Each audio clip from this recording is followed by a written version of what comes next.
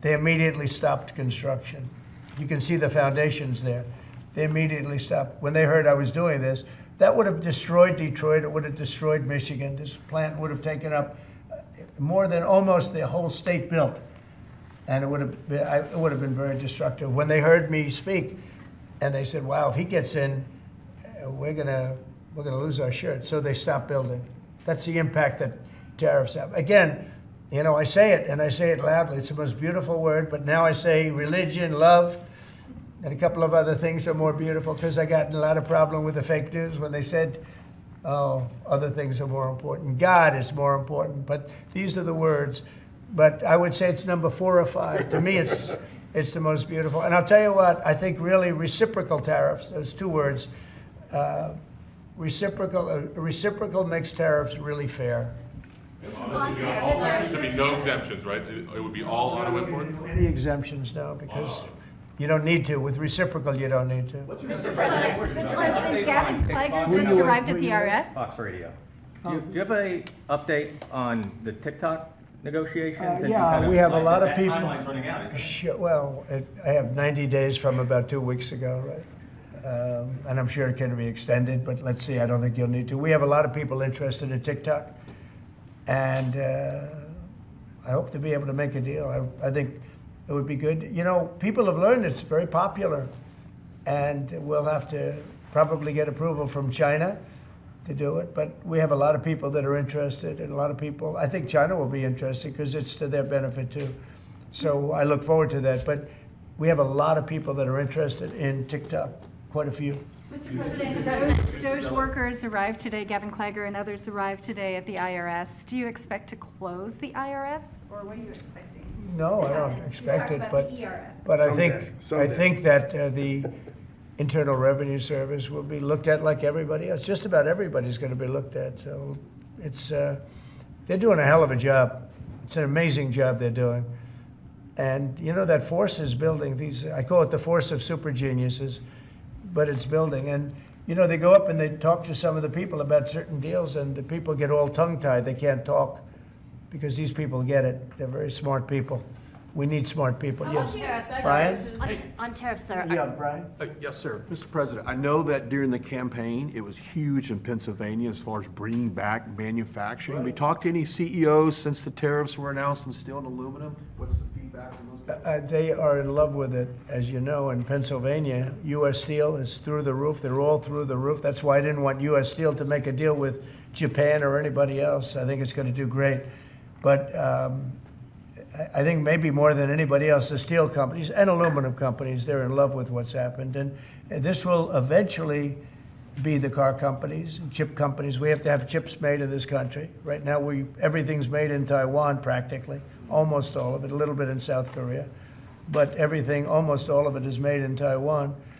And we want it to be made. We want those companies to come to our country in all due respect. You know, they took the business away. Taiwan took our chip business away. We had Intel, we had these great companies that did so well, and it was taken from us, and we want that business back. We want it back in the United States. And if they don't bring it back, we're not going to be very happy. And you Sir, on mentioned tariffs, are you- pharmaceuticals as well in China. That's national security to bring that back. Yeah, China and other places. We want to get the pharmaceutical and drug business back into the United States, where it should be. Right? Sir, on tariffs, are you concerned that the countries that would be most affected, like India, would just shift their trading to China? No, I'm not concerned about anything, really. I mean, I'm just doing what's fair. This is a very fair thing. This should have been done a long time ago. I would have done it, but then COVID hit. I was getting ready to do this years ago, and first term we had the most successful economy in history, and then COVID hit, and this was going to be the thing that I was most waiting to do, but it was awfully hard to do this with Italy and France and Spain, and all those people were dying, and then we put tariffs on. See, I have a big heart. Sir, on Ukraine, when Putin says that he really wants peace, do you believe him? Yeah, I do. I believe he wants peace. I believe that President Putin, when I spoke to him yesterday, I mean, I know him very well. Yeah, I think he wants peace. I think he would tell me if he didn't. I'd like to see peace. Do you trust President I Putin? believe that, I believe that he would like to see something happen. I trust him on this subject. I think he'd like to see something happen. I think it could have happened a long time ago. I think Biden, number one, it shouldn't have started, but it did. And now all those cities are knocked down, like demolition sites. All those beautiful golden towers are knocked down. There's nothing going to replace them. But much more importantly, you lost millions of people. A lot of soldiers, but you lost millions of people. When they knocked down those cities, and they're all laying down on the side, they're lying down just in ashes and all crumbled up concrete. They literally look like a world-class demolition site. And many of them, almost all of them, but many of them, and this should have been done by Biden years ago. This should have never been allowed to happen. I know he's a friend of yours. But couldn't Putin just withdraw his He's a friend of troops today? CNN. That's why nobody watches CNN anymore, because they have no credibility. Okay, who else? Yes, please. Sir, if you can find a buyer in the United States for TikTok, do you think Xi Jinping will authorize the sale of it, or will he? I'm going to make it worthwhile for China to do it. I think so. I mean, I got to know TikTok because during the election, I ended up with 36% higher than my opponent with youth. Okay, that never happened before. I mean, that's always been a Democrat thing, youth. It became a Trump thing. And I think TikTok, I think Joe Rogan was a part of it. Some of the great people that I did interviews with were a part of it. But I think that TikTok was I think it was a big part. Look, as you know, we were up by 36% with youth. The Republican was never up with youth. And I focused on TikTok, and I found it to be amazing, actually, and very fair. And I think the image of TikTok is different than it was before the election. I think people saw it, and they view it as a positive, not a negative. I think it'll be to China's advantage to have the deal be made, yeah. How much money do you think you'll raise from tariffs on an annual basis? That's the most interesting question. I think it'll be a staggering amount. It will be the external, I call it the External Revenue Service. That was a name that was devised by a few of us, but I think it's going to be a staggering amount.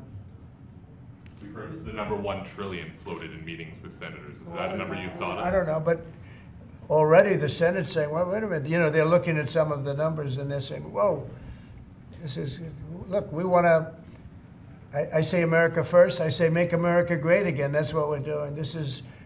I think it's the most important thing I've signed. I've signed some very important things. Right to try was so important. I mean, a lot of important things. Space Force, the biggest tax cuts in history. This could be one of the most important things that we've ever signed. Do you expect the Russians and President Putin to attend the summit in Saudi Arabia? Eventually, yeah. Not quite yet. It's a little early. They're having a meeting in Munich tomorrow. Russia is going to be there with our people. Ukraine is also invited, by the way.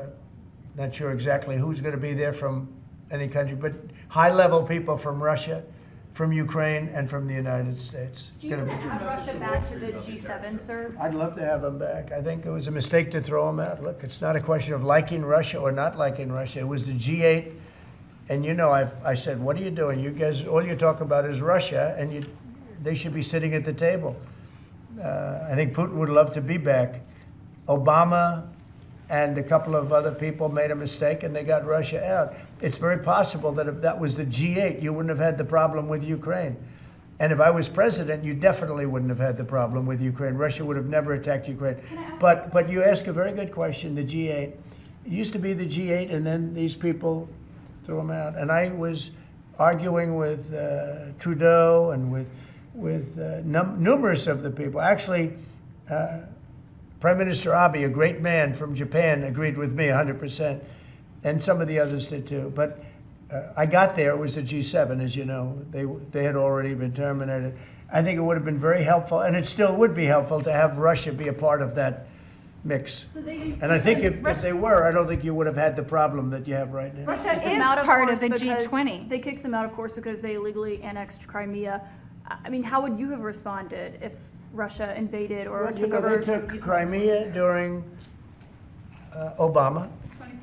They took, well, now they're looking to take the whole thing. Then they took a big chunk of land and people, as you know, during Bush. And now they're trying to take the whole thing during Biden. You know, the only one that didn't give him anything is Trump. They never took anything with Trump, nothing, not 2 inches of property of land. But Crimea was Obama. And then Bush gave him a lot, if you remember.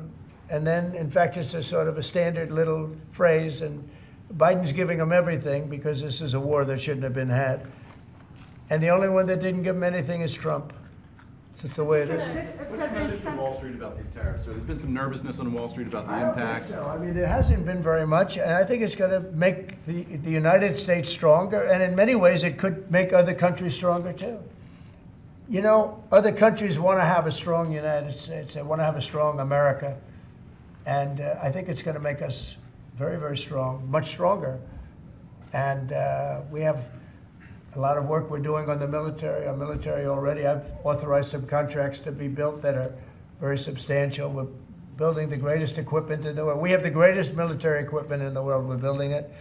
At some point, when things settle down, I'm going to meet with China, and I'm going to meet with Russia in particular, those two, and I'm going to say there's no reason for us to be spending almost $1 trillion on military. There's no reason for you to be spending $400 billion. China's going to be at 400 billion. We're at $1 trillion. We're going to be at close to $1 trillion. And I'm going to say we can settle this on, we can spend this on other things. We don't have to spend this on military because, and I'm going to be meeting with China. You know, we were trying to de-escalate nuclear, and I was in a position where Russia had agreed and China had agreed we were going to start, and then we had a rigged election, so that never took place. But this one was too big to rig. We won by so much that it was too big to rig. You want to do the China meeting in the United States, or would you travel to China for that? For what? The China meeting?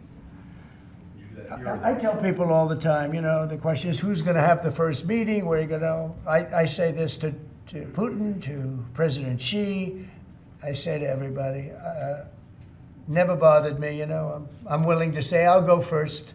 It doesn't matter. It's the end result that counts. So it doesn't make any difference. When do you want to have a conversation about global defense spending, you, China, Well, I'd like Russia? to have that, as soon as things settle down, I'm going to have that conference, primarily with China and Russia, because those are the two that really are out there. And we're going to have them spend a lot less money, and we're going to spend a lot less money. And I know they're going to do it. They agreed to it. We were talking about denuking, denuclearizing, and President Putin and I agreed that we were going to do it in a very big way. There's no reason for us to be building brand new nuclear weapons. We already have so many you could destroy the world 50 times over, 100 times over. And here we are building new nuclear weapons, and they're building nuclear weapons, and China's building new nuclear weapons, and China's trying to catch up because, you know, they're very substantially behind, but within 5 or 6 years they'll be even. And we're all spending a lot of money that we could be spending on other things that are actually, hopefully, much more productive. Hopefully, there'll never be a time when we need those weapons. If there's ever a time when we need nuclear weapons, like the kind of weapons that we're building and that Russia has and that China has to a lesser extent, but will have, that's going to be a very sad day. That's going to be probably oblivion. Do you see that as separate conversations, or do you see one giant summit with you, Xi Jinping, and Vladimir Putin? Yeah, I could see that. Let things calm down a little bit. You know, when I left, we had no Middle East problem. We had no Russia going into Ukraine. They never would have done it. Putin never would have done it. And I came back and we got like the whole world is blowing up. So when we straighten it all out, then I want to have one of the first meetings I want to have is with President Xi of China, President Putin of Russia. And I want to say, let's cut our military budget in half. And we can do that. And I think we'll be able to do it. If Elon Musk identifies wasteful spending in the Defense Department, defense contractors and the like, are you willing to go after that spending as well? That's been We have to go waste, fraud, and abuse. Yeah, and we're doing that. Could we, you know, I'm just wondering about your conversations on defense spending. Would you want to do that as a trilateral, or would you use the existing body that also already includes China and Russia, the G20? No, it's the people. It's President Putin, President Xi. I don't need bodies. I don't need anything. It's people. It's all about people. It's about relationship and people. And, you know, I've had a good relationship with President Putin. I've had a good relationship with President Xi. It's about people. And I think when things straighten out, which I hope will be in the not too distant future, the meeting I want to have first is a meeting with China and a meeting with Russia on slowing down, stopping, and reducing nuclear weapons in particular, and also on not having to spend the kind of money we're all spending on weapons, military weapons generally. I think my question is, would you have those meetings separately with each of those leaders, or would you try to bring them all together? Both.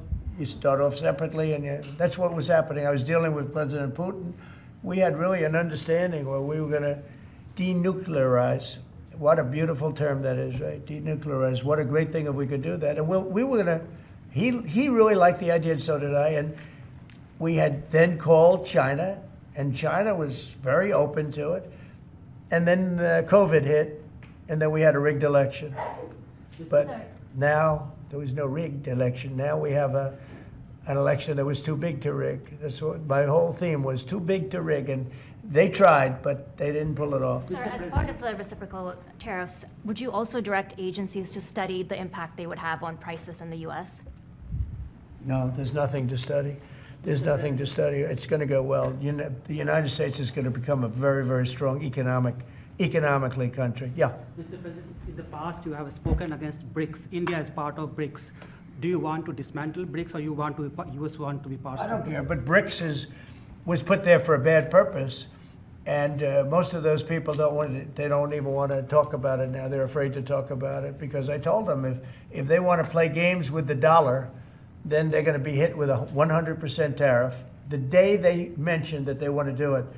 And they will come back and say, we beg you not to do this. BRICS is dead since I mentioned that. BRICS died the minute I mentioned that. And I remember when Obama and Biden in particular, I guess he said that, they have us over a barrel. They don't have us over a barrel. We have them over a barrel. If BRICS wants to play games, those countries won't trade with us. We won't trade with them. And if any trading gets through, it'll be 100% tariff at least. On your What would cabinet, be your- sir, You know what? When they hear that, what do you think they're going to do? They're going to say, look what happened to BRICS. They didn't want to talk about it. They don't even want to admit that they were a member of BRICS. That's what's happened. On your cabinet, sir, we saw Robert F. Kennedy Jr. get confirmed. He's going to come in here and be sworn in. Mitch McConnell has now voted against several of your nominees. He voted against RFK Jr. as the next health secretary, citing conspiracy theories. What's your reaction to that? Well, I feel sorry for Mitch. And I was one of the people that led. He wanted to go to the end and he wanted to stay leader. He's not equipped mentally. He wasn't equipped 10 years ago mentally, in my opinion. He'd let the Republican Party go to hell. If I didn't come along, the Republican Party wouldn't even exist right now. Mitch McConnell never really had it. He had an ability to raise money because of his position as leader, which anybody could do. You could do it even, and that's saying a lot. But the fact is that he raised money and he gave a lot of money to senators, and so he had a little loyalty based on the fact that as leader you could raise a lot of money. Senators would call me and they say he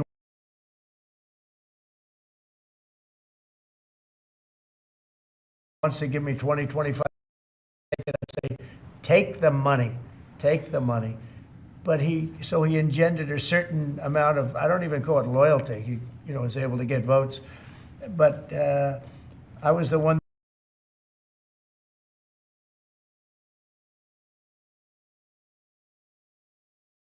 It was easy. What? He had polio, obviously, and his. I don't know. I don't know anything about. He had polio. Are you doubting that he had polio? I have no idea if he had polio. All I can tell you about him is that he shouldn't have been leader. He knows that. He voted against Bobby. He votes against almost everything now. He's a very bitter guy, and we have a very strong party. And he's almost not even really a very powerful member. I'd say he's not he's lost his power, and it's affected his vote.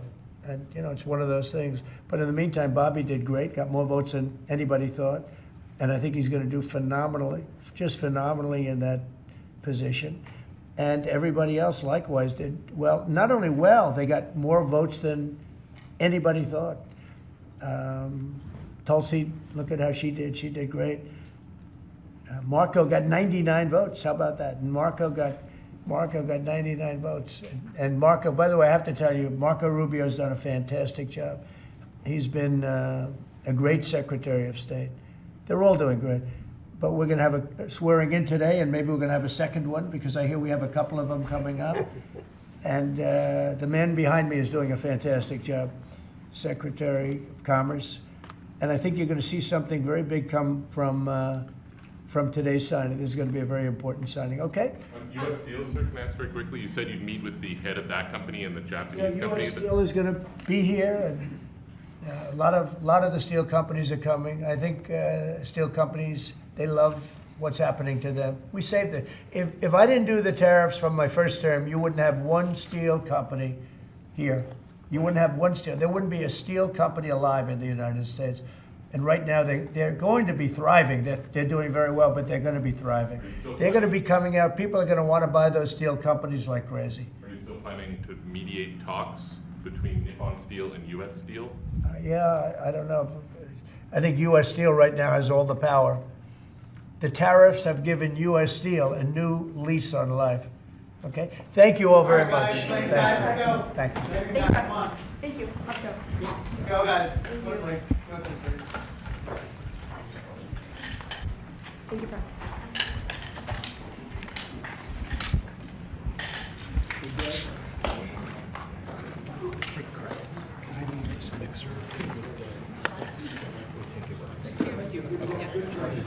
We can leave the stage, right? President. Okay.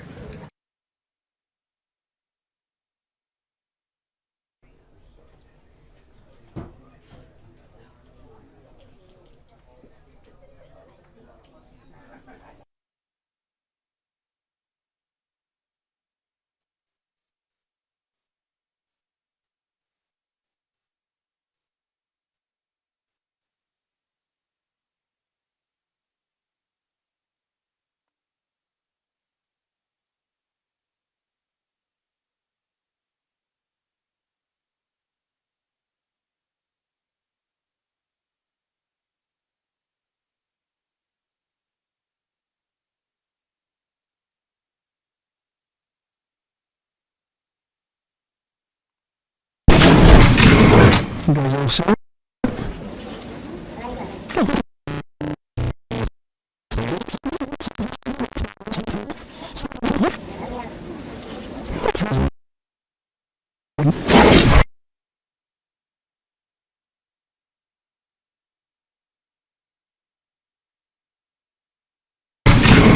You guys all set? Good, thank you very much.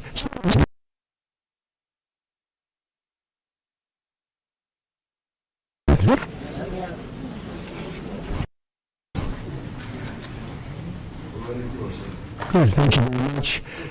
And thank you all for being here. And it's very exciting. It was a very exciting day for, we just had a big tariff meeting, reciprocal tariffs.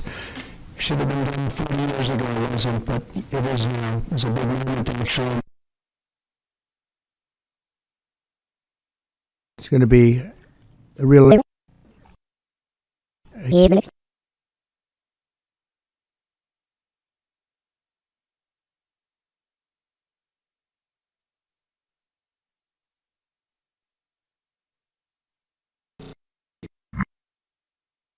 to be protected. And whether you're in a blue state or red state, I'm going to do everything I can to work with you, whether you're Democrat or Republican, to restore child's health in this country. Great job. Great job. Thank you all very much.